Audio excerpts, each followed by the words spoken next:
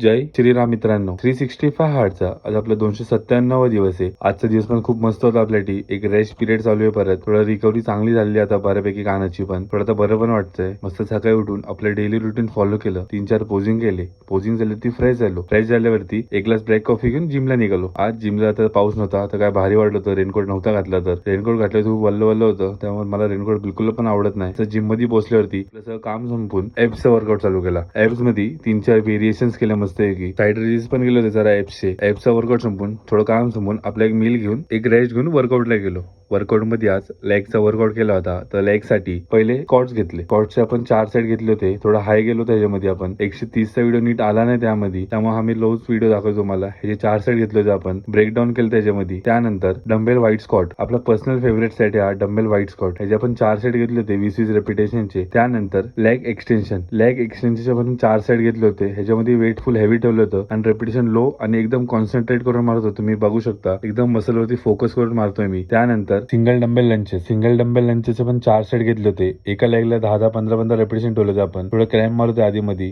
पण एवढं काही टेन्शन नाही. तरी कम्प्लीट केलं पूर्ण सेट. त्यानंतर स्टँडिंग काफ रेजेस घेतले. स्टँडिंग काफ रेजचे पण 4 सेट घेतले 20-20 रेपिटेशनचे. काफ्स बघा काय भारी पंप झाले होते. असं वाटतं बॉडी कंट्रोलला गेलेली माझी पूर्ण. माझे काफ्स पहिल्यापासून खूप छान होते कारण की मी गेम वेगळी खायचो पहिल्यापासून. तर काफ्स खूप भारी आहे माझ्या पहिल्यापासूनच. त्यानंतर एक मील घेऊन डे एंड केला. जय श्रीराम.